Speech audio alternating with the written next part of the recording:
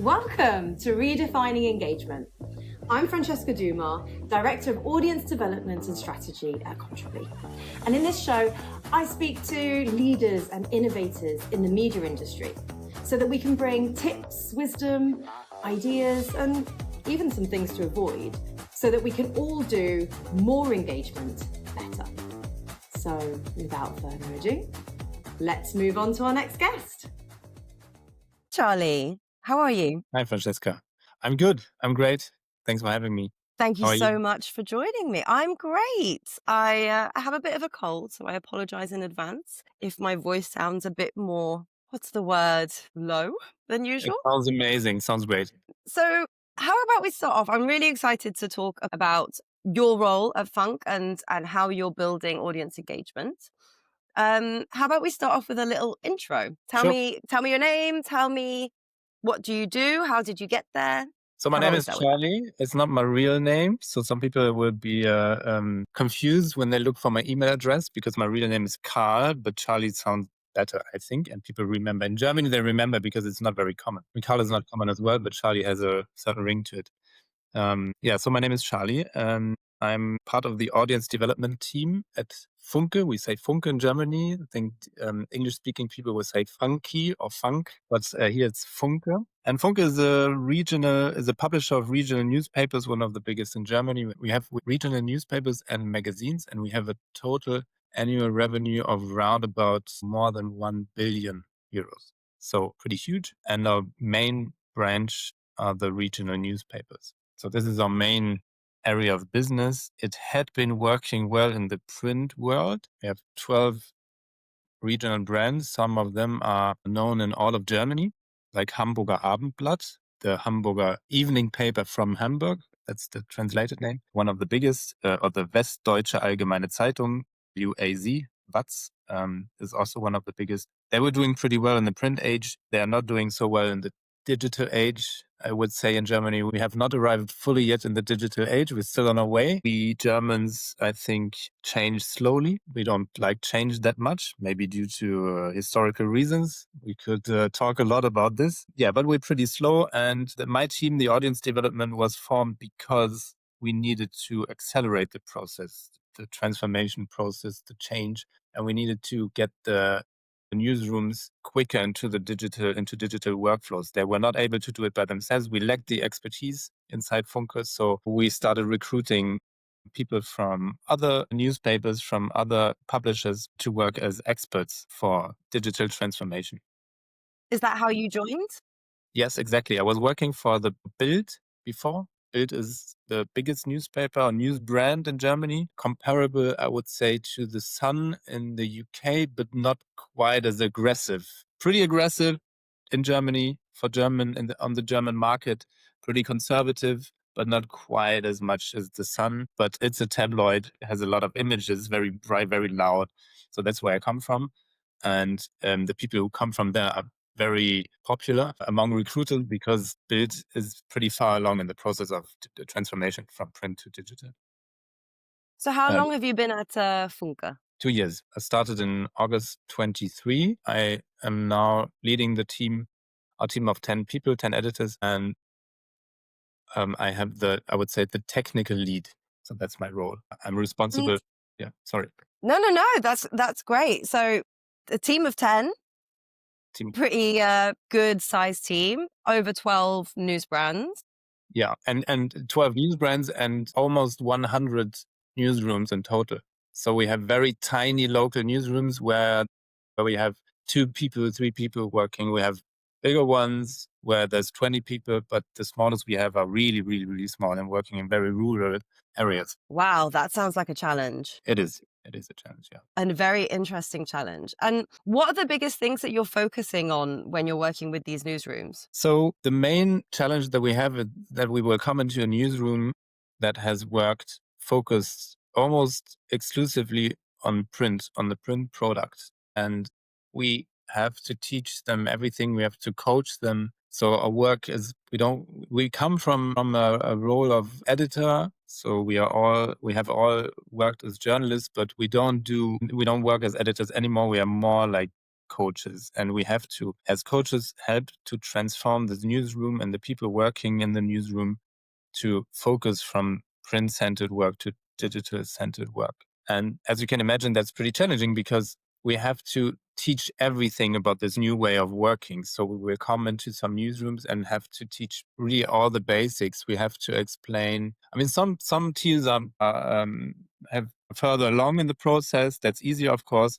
But sometimes we really have to teach all the basics, from explaining how Google works, explaining what SEO means, how do we define audience, who is our audience, who are you doing this for, how do you reach digital readers, how do I write an article or a headline so that I get maximum reach with it, how can I achieve subscriptions with my work, what topics do I have to cover in order for people to subscribe. And this is completely different from the work they've done before. So in the first phase of working with those teams, we focus on reach, on basic reach, augmenting reach, building up an audience, and getting subscriptions. So this is the first phase. And then in the second phase, when we have started transforming this newsroom, when we have new roles in the team and they have a basic idea of how to work as a digital first newsroom, then we focus in the second phase. We go from maximizing reach and reaching subscribers. We go from that to audience work. So keeping people engaged, building up a loyal audience, people who come back, because like many publishers, we have the problem that we are getting a lot of subscriptions, but we are also losing a lot of subscriptions. And so we have to, of course, find a way to keep them. Wow, what a challenge. One thing that I always wonder when a newsroom is having this, it's because it's a radical transformation of the way they're working to go from print to digital. Yes. When there's so much new vocabulary that's being created within those newsrooms, how are you making sure that everybody has the same definition? Is there some, like, it must be something that makes things very difficult if everybody doesn't define things as the same thing. Have you got a process for that? And this is why we don't try to work with all 100 newsrooms that we have at the same time. So we have a special program that we apply, and we work project-based with the newsrooms. In my role as a team member of audience development, I will work with one newsroom at a time for a period of approximately 6 months. Sometimes I will do 2 teams at once, but never more than 2 teams at the same time. And in this period of 6 months, I will work with them every day. I will go into every conference that they have. I will build up conferences. Sometimes the conferences that they have are not the ones that they need in order to do good digital work. So we will change the structure, change how the conferences are structured. We will have new conferences, and I will be in every one of them. I will have, I will teach them and teach the whole team. For example, if you take Google, so I will explain to them what Google means, what is a click, what is SEO. And then, we tend to have this problem. Of course, everybody understands it in a different way. Sometimes people have their own definitions that are not the right ones. So after the first meeting where I have a presentation and I give them the input, then the actual work begins, because I have to repeat things over and over again. And I think that is the most important part. To many, like in the even at Build, where I worked before, they were pretty good at the digital work. They were pretty far along in the process, but they made one mistake, which was that experts would come in, experts in SEO, for example, would give the input to the team and then leave. And then next day, everything is forgotten. So this is why we do it in a different way. We really try to repeat the things we say every day, so that when I leave the team after 6 months, I can be sure that it really sticks with them and they really change their way of working, and that we've really transformed them in the way they work.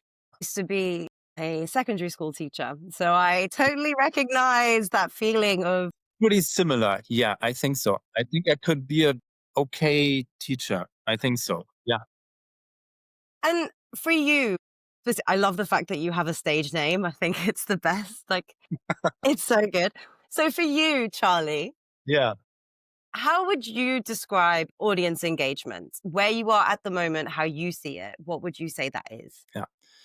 we are not so far along. So we are in the process of figuring out what it means for us and how to achieve it.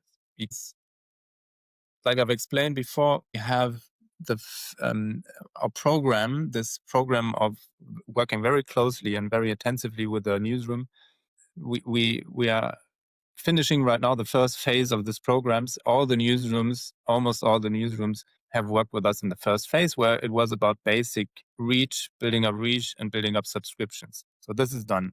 Now we have a second phase that we even call second phase, where we go into the newsrooms again, meeting the teams again, and then we focus on engagement and loyalty. And we have a set of KPIs that we think are important. And for example, we focus on media time, we focus on page views from subscribers, we focus on qualified reads.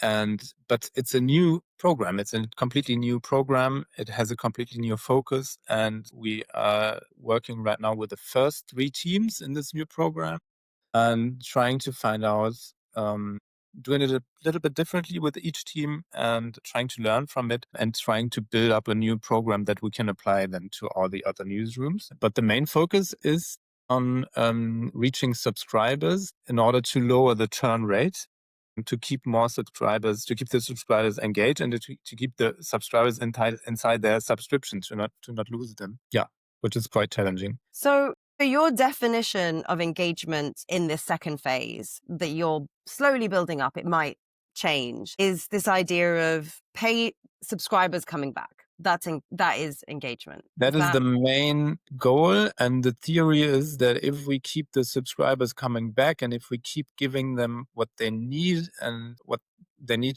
keeps them engaged, that it will help us also reach new subscribers, because we can see in our dashboards that there's certain topics who are of huge interest, of main interest to subscribers. And if we cover those topics, then we will get even more people who are interested in these subjects. So a big part of the project is not what we look at the data, we look at the articles with most qualified reads. We have a new engagement score to help us define when an article is keeping people most engaged. So then we can see, okay, these are the topics that keep people most engaged. And if we cover them, it also be good for our overall reach and our overall subscriptions, because we get more.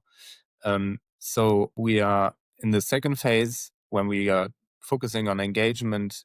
We are building up. From the start would be to focus on certain topics, and then at the end of the project, the goal is to have maybe for each region. So each newsroom covers one region. In each region, we would have maybe 3 small audiences that we cover. And we try to go away from, with the newsrooms, with the work that they do. They usually start when back in the print age, they try to cover everything that happens, all the topics, everything that's going on in the area, in the city. And we gradually move away from that. In the first phase, we start showing them, okay, focus on these topics because they will bring you subscriptions. And then in the second phase, we try to narrow it down even more and see. So we have this range of topics that bring us subscriptions. Which of these topics we can build an audience from? And then in the end, the goal will be to have like 3 small audiences in this region that are very loyal, that pay, and that keep coming back because they know that we will give them what they need, what is relevant to them. Have you noticed the topics being similar per area, or are they very different per area? They are very similar. We have noticed that a colleague of mine calls them I hope I get this translated in a good way. He calls them the must topics, because you must get in touch with these topics, with these areas, if you live in the area.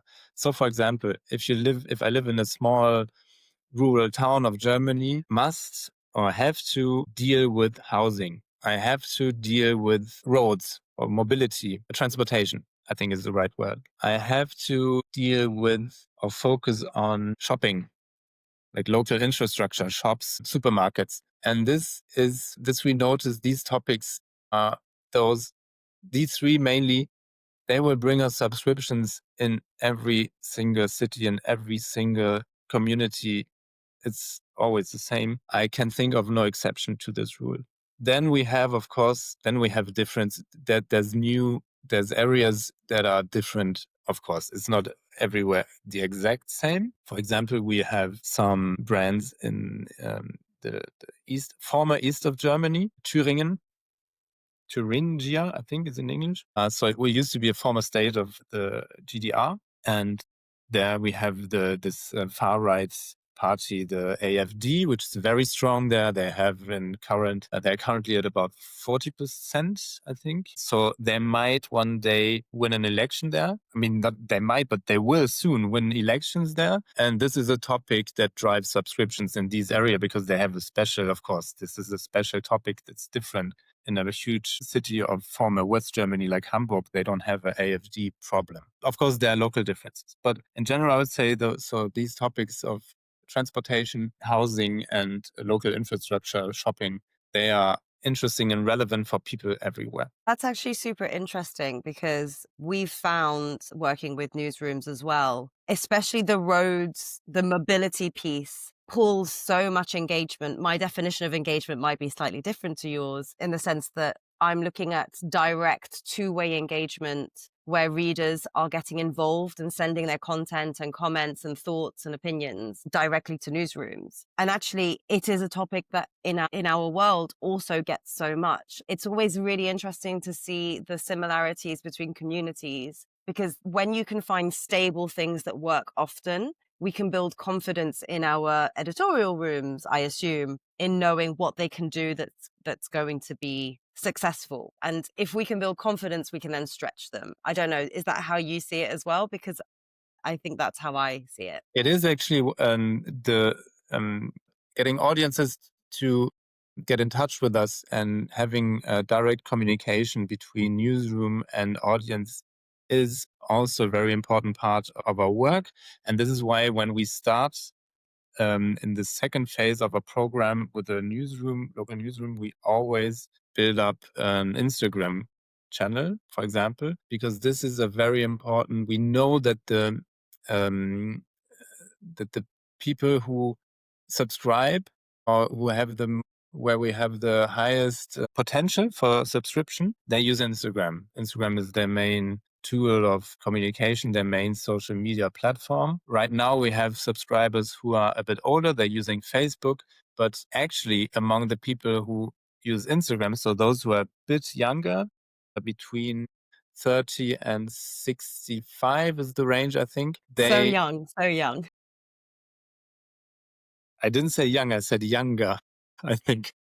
No, anything over 30 is still young. Young is the right word. Yeah. I mean, of course, someone who's 65 is not young anymore. They might probably be more oriented towards Facebook, but we try to focus mainly on the phase between 30 and 45. And there are a lot of it on Instagram. They're leaving Facebook.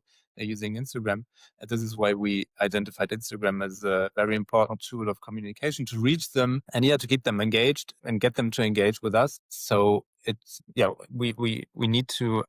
want the editorial team to have their own, in every region, to have their own Instagram channel, and also to build up for the audiences. They have newsletters, which are also for most of our teams is something they've never done before. So they've never done social media, they've never done newsletter. So we ask a lot of them, but we think that what we are planning to do will not work if we don't use those channels. This is a big change for a newsroom that's always done print. That focus on reach is your Instagram. The loyalty is probably more the newsletter. What are you finding the biggest challenges when trying to move these teams from this print mindset to this digital mindset? What's stopping it from working as well as you hope, or what's the challenges that you're coming across? The main challenge, I would say, is time. We don't have time. Everything is so true. So I wish we had more time. And then the next. Do you not have time? Do you not have time existential, or do you not have time because everybody is needing to still do their day job at the same time as changing the ways they work? Yeah, both. I mean, we have like existential time and we have to get this done. in a few years because, like all publishers, the print numbers are sinking rapidly. And then, yeah, that's a good point also. That we are coming with new concepts and new ideas, and the people we're working with, especially in the smaller newsrooms, they say, yeah, it sounds nice, but when are we supposed to do that and learn that and apply that? But usually I have to say they're very open to us. So because they see that we are really investing time, that we are there every day. So we become part of the team. And I think that's that's why the program, I would say, works pretty well, because we don't come as an outsider to say, here's all the input and here all everything you need to do. And then we leave, but we have enough time to become part of the team and to become someone who the editors trust, actually. And sometimes even, like, I have some friendships that came from working with these editorial teams, and people I've worked with 2 years ago who still write to me privately and professionally and ask questions, want to know how my kids do. And I think that's very important, that if we try to transform the newsrooms, that we don't do it in a way that's putting too much stress on the teams, but that we don't forget that these are people and they need to have fun with what they do. Otherwise, we will lose them, and maybe some will quit. So I don't know. I mean, that doesn't happen, but it would be the worst case that they stop. They need to, if we have a new concept and a new idea and we say, okay, we want you to try this, then they shouldn't try it because they feel forced to do it, but because they really think this is a good idea, that they really want it from the heart. And this is the goal. Like, they should be really motivated to do it and to say, okay, I have a stressful job. I have a lot of things to do, but I give this a try. I make room for this because I really think this is a good idea and because I trust the person who's suggesting it. It's a people thing. I can't Totally, agree more. And completely. sometimes I feel like I love that you bring up the topic of people, because I think so many times we kind of, there's so much pressure on journalists to perform, to create more content, to do more all the time, to learn all Yeah, of these new skills. And then sometimes I think we forget the same for our audience. Sometimes I think we forget that they are people too, and they also need that true. emotional piece of authenticity. And so it goes both ways. Are you approaching that with your team as well?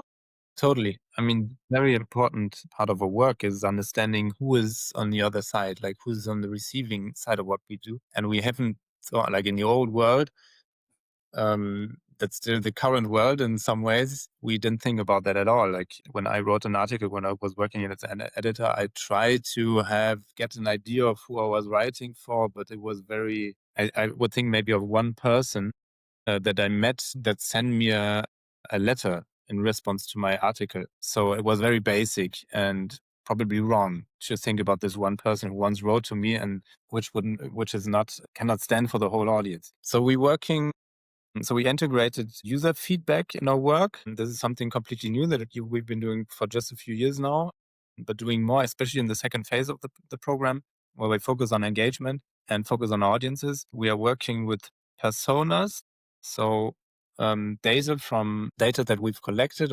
And so we have a pretty good idea of what the people who are willing to pay for digital journalism, we have a pretty good idea of what they expect from this journalism. So we know for the different age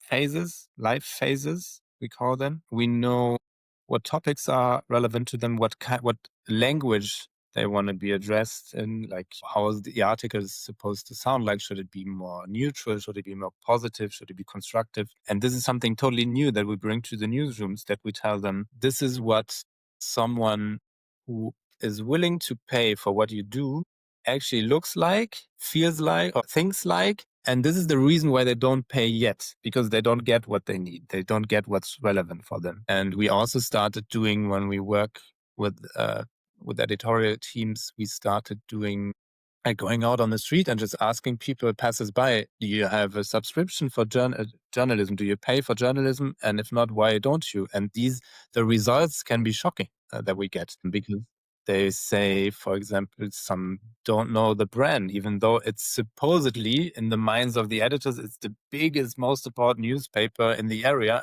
but nobody on the street knows it. They don't know what it is. Is it a regional brand? Is it a nationwide brand? They don't know.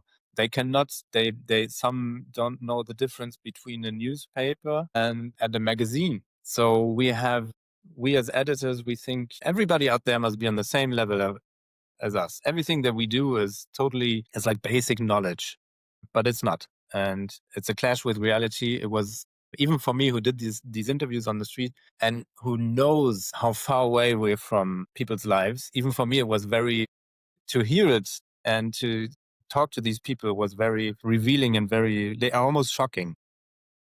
It sounds like quite a sobering experience. Like it's Sobering, that's a good yeah, word. Yeah. Sobering. And it's humbling. Is that a yeah, word? yes, absolutely, absolutely. So you realize that, wow, we have a long way to go to reach these people. We are still very far away from what's interesting and relevant to them. I think on the other hand, and that's why what I tell the teams, this is an amazing chance. I mean, we can start from scratch and we can get in not make up, but we can find a new definition of what journalism is and what we mean, or what do we want to be for the people out there? What is our role in their lives? That's what we try to do with the teams. That's actually such a positive. I love that. It's a brand new opportunity, like from moving from print to digital, people not knowing. It's a huge opportunity to redefine everything. How are your teams approaching that? Are they excited by the idea, or are they a little bit nervous as Well, well? everything. They feel everything. It's like when you start, it's like when you go into counseling with your partner and you talk about your partnership in ways that you've never been, when you start being open to each other. You're gonna cry, you're gonna laugh, it's gonna hurt you, it's gonna build you up, and you're gonna feel all the feelings. It's not as dramatic with the teams, but I think it's a pretty good comparison because everything that they've known and how they've defined their work, we come in and we say, no, it's totally different. It's the inverse, and we have to get a new definition.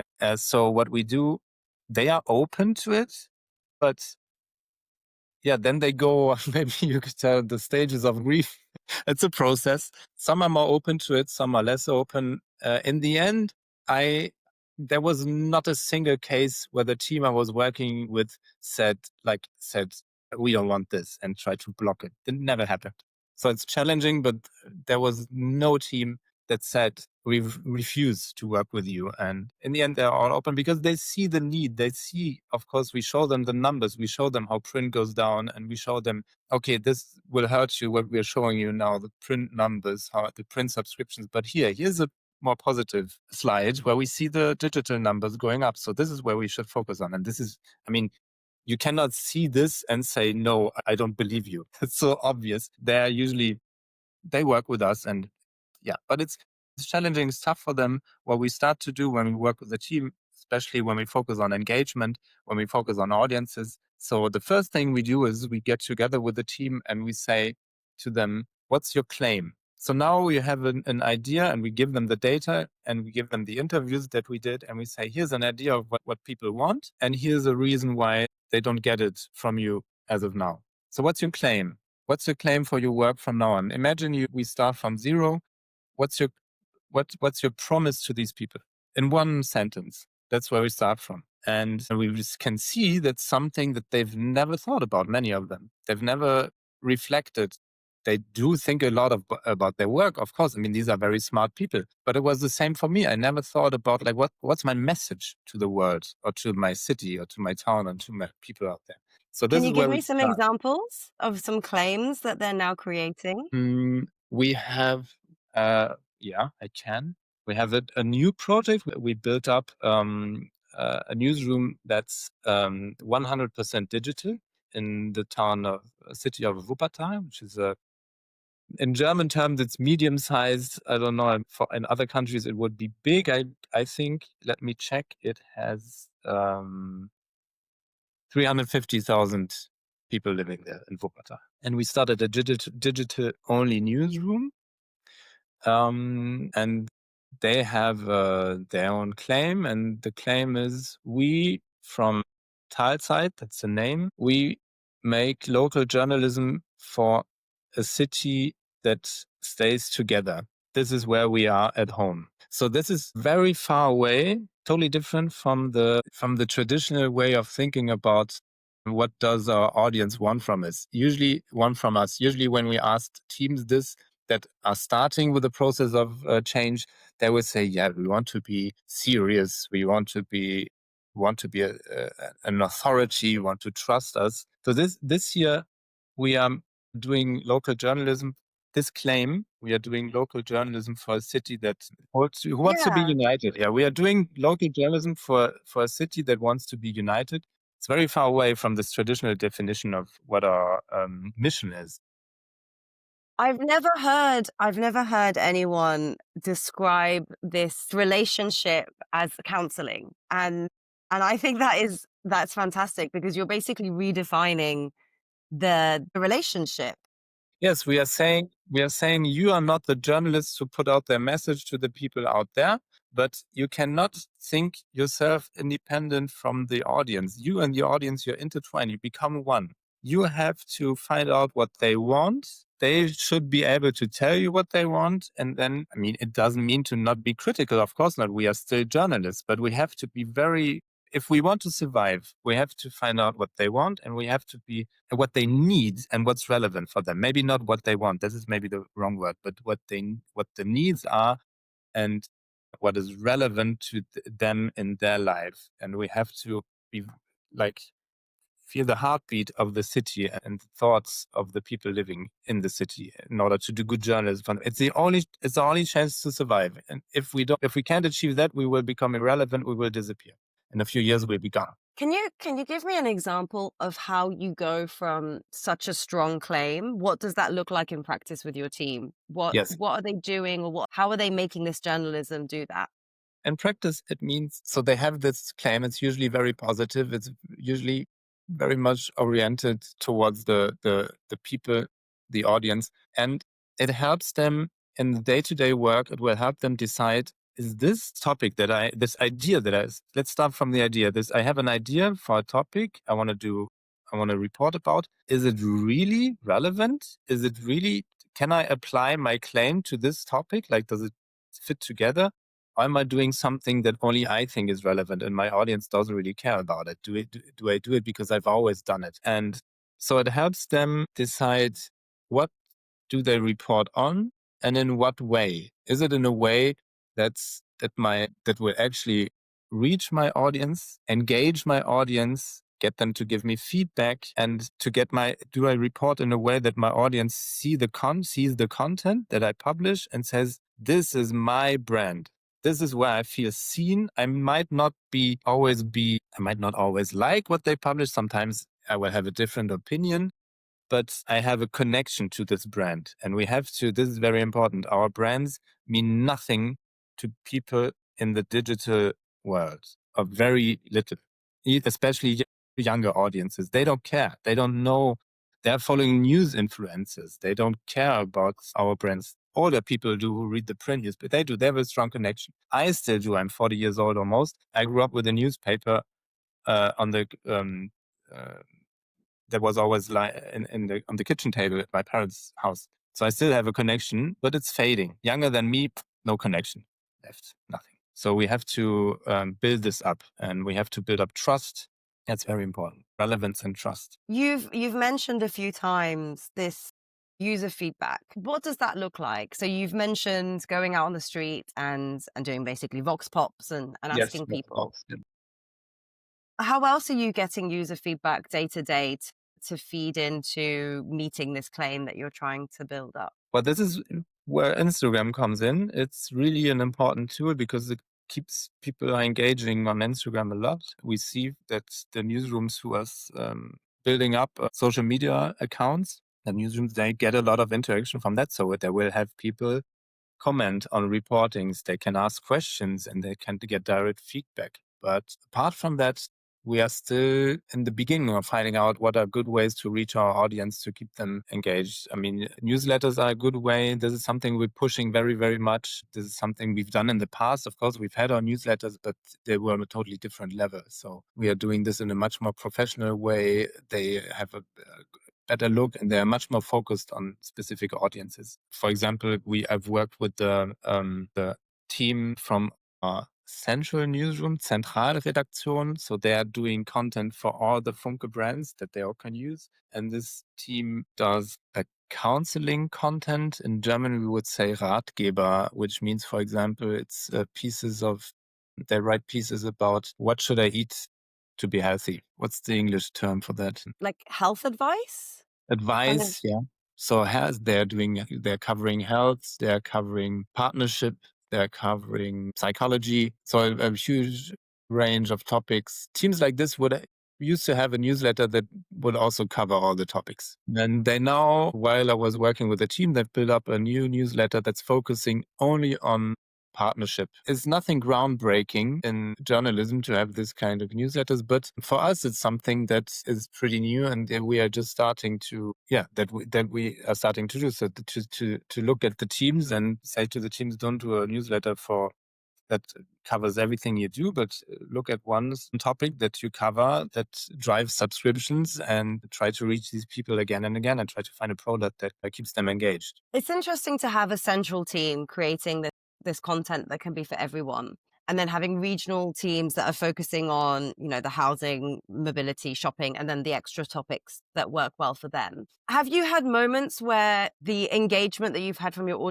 audiences in this way has surprised you, that they have reacted in ways that you weren't necessarily expecting? Well, we have one example comes to mind, and this is from this new digital newsroom that we have. They set up this Instagram account, which is doing great. I mean, they started half a year ago. They already have 12,000 subscribers, which I think is the quickest growth from all our local Instagram accounts that we have. And they published a post about banks. The city put up banks just to sit on, banks on the side of the road.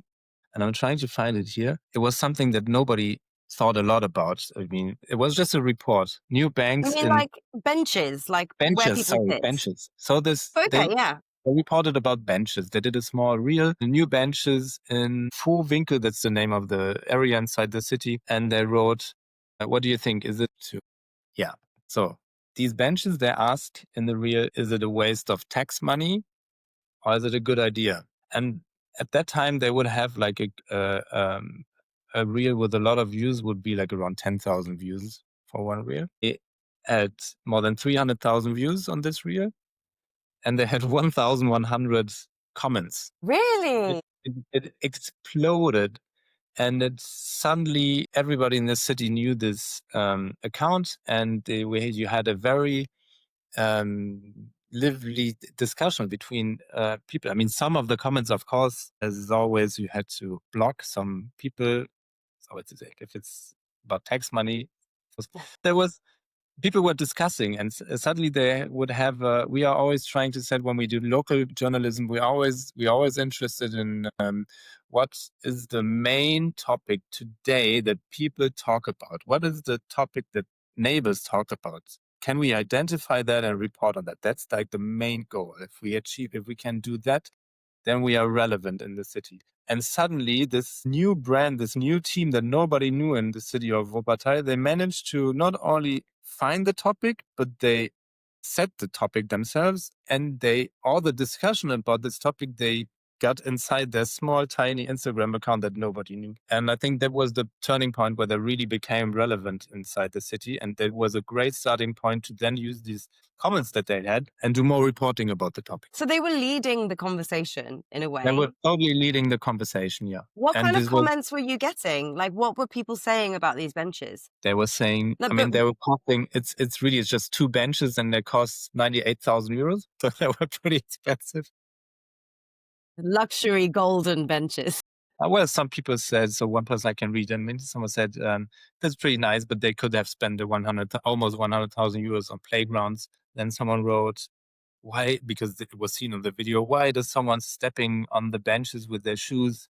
You should not do that. This is not the right place to put them. We need more parking spots for cars, because they remove parking spots to build up these benches. Incredible how much tax money is wasted. Someone who allows that should be fired. This is fantastic. Yeah, so it's very, you had the whole city was really, when you read this, is like vibrant. And someone said, I was sitting there lately and it's pretty exhausting with all the noise from the cars. Yeah. How are you going from this fantastic engagement, like leading the conversation, super relevant to the audience? And just a few days ago, I was checking the account. And so there were, back then in this article, there was a lot of negative feedback. But then I was checking. And when now they post a reel, you have people just writing, you're doing great. Great stuff as always. Thanks so much. So you can see that from all these people that were reached back then and all the new followers, there are people who are staying because they really like what they're doing and they're really loyal and they come back. And they come back just to tell them, nice, great work. Thanks for being here. Oh my God, I love that. I love that. And how is this team continuing that engagement cycle? So obviously this is happening on social media, which is great. Are you using these types of topics to bring people back to your site? That's where How are they telling everyone that they're continuing the conversation? Like, what do you do from there? Well, that's a very interesting question. If we talk about this this new brand, this digital-only brand, that's actually a project of my team, not exactly my team, but my team lead. It was his idea. He started it. They don't even have a homepage right now, so I don't know where we go from there. They have it. They have one now, but it's very new. It started, I think, on the 1st of October. It's very much work in progress to see where we can go from there and how we can shift this engagement or reproduce it on the website, on the homepage. And because we are in the start of, we're finding that out right now. But It's so I can only exciting. tell you that it would be the goal. Yeah. The goal is to build up followers and build up people who relevance on Instagram, to get people to use Instagram to make the brand known, and then use this level of engagement that we have there to get people to visit the site. But we don't know yet. We are in the process of finding out what in the end will be our main channel for engagement as well as for total reach. This is something we It sounds like you have such an amazing journey to go on, building these engagement strategies from phase 1 to phase 2. It sounds like your teams are excited about this new prospect Yes, of engaging better. It sounds like you're clearly finding relevance with your audiences. There are so many amazing things coming. Like I've literally heard all of this and I hear it as such a positive step, like hard. There's no question. There are 100,000 challenges, but extremely positive. Where do you see it going in the next, I don't want to say 10 years because that's extreme, but maybe like, where do you see these changes going in the next 3 years, for example? Like what is the big vision of what this will become? I honestly, I don't know. We have projects. We're very much in a trial and error phase now. We try out things. We don't know if they're going to work, but I think that's the right mentality. Nobody can tell you where we're going. I don't trust anyone who tells me he knows or she knows where we're going to be in 3 years. It goes so fast, and we have so many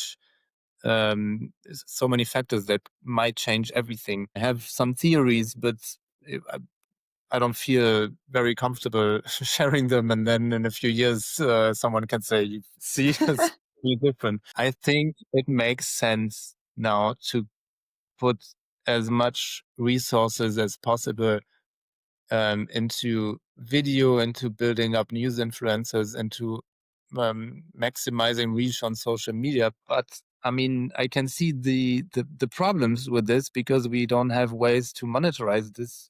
We don't have ways to finance our huge teams with what we can achieve on social media as of now. So I can tell you, I mean, this is kind of where we're going with our company. We focus on that, but we don't know if it's going to work out or if in 2 years we're going to have to shift. Well, it was a very hard question, so I do understand the not wanting to say, but you do clearly have some great experience in terms of leading the team on this journey and also removing the fear of trying, because I think that's a massive That's very issue that we important. have. Yeah. Removing How the have you done fear. that? I think we have to change the culture in order to do that, because many teams are afraid that if they do a mistake, that it will have, it might maybe have a negative consequence. People will not take them seriously. This is why also every time I work with a team, I will always tell them a lot of all the things that I've done wrong and all the things that I've like where I did something that I was maybe where I just tried out something and then sometimes it worked and sometimes it didn't work. I think that's very important, and to show them examples of other people who try things out that work or don't work, to be transparent about this, to not pretend that we know everything, to listen to them, see if they have ideas, to enable them to try them out. Yeah. And I think so. Just one thing I want to add to your question about where are we going in the next years. I think one thing I would say is pretty certain is, and I've said it in response to another question, we have to redefine who we are. And that's the starting point. Who are we in the digital world and in digital journalism, and what do we stand for? And if we define that in a way, in the right way, then we can build up trust with younger audiences. I think that's the key. And that's where we should focus that's the reason why we focus on certain channels and certain formats. We have to build up these new audiences, not just people who subscribe and then don't come back, not just people who click on an article and discover, but people who really identify with our brands and who love our brands and trust them. This is, I think, what's going to be our main focus in the next years. It's open-ended. I think I have a good feeling about it. I think we're on the right way, on the right track. Love that. I love that. And I so agree. And I so agree on the fear piece that you just said, and talking about failures as well. Even in conferences, sometimes I wish we had a failures conference where people could just learn from each other's failures, because yes, it gives it. We do have that in Germany. It's called, they talk about fuck ups. That's what it's called. I want to join that conference. That's my conference. Together, and they just talk about what hasn't worked. One last question for you, Charlie. If someone else was going on this journey, the same as you have, the building engagement journey with their audience, do you have one hack or one piece of advice that you might give them from what you've learned so far? Well, piece of advice would be to focus a lot, to put a lot of work into the teams and the people you have, because you can have many ideas and you can be the smartest person in the room and you can be a genius at what you do. And then you come with your great ideas and you stand in front of a team and you tell them your ideas. If they think you're a freak, you can leave. You don't have to, don't put in the effort. Just, it's not worth it. It won't work. They have to trust you. They have to understand what you say, and they have to see how they can use it, how they can actually do it. I mean, I was at INMA in Dublin like you. I saw a lot of people standing there on the stage and saying very theoretical stuff and saying what they know and what they found out. But I want to know how it applies to my work. I want to know how I can use it. I don't want the theoretical concept. I want the solution. And I want someone to sit next to me and show me how to do it. And this is what we're doing with our team. And it seems to work. And I think that's if someone from another publisher would come to me and say, how do you do it? How do you implement all those changes? I would say, yeah, with building a relationship with the people and taking the time to explain to them, and I always say to the team when I work with them, when I start work with them, the goal is to leave no one behind. We leave none of you behind. We take everybody with us, and everyone. It doesn't always work perfectly, but that should be the goal that you're trying to reach, is to take everybody with you. And I have not experienced it once that someone said, you know what, this changes too much for me, I'm going to leave the team. Never happened. Wow. Charlie, that's a really inspirational way to finish a podcast. Wow. I absolutely love that. So, Charlie, I hope that we manage to take all of the industry with us to change that definition of journalism and engagement, because it's where we need to go. Yes, hopefully with enough. I mean, that's the problem. If you leave no one behind, of course, it's going to slow you down a bit. And the challenge then is to be as fast as possible with all the team, with the whole of the team. I love it. I love it. Thank you so much, Charlie, for your time and your insights. Thank you. I've really enjoyed this. Me too. Thanks a lot.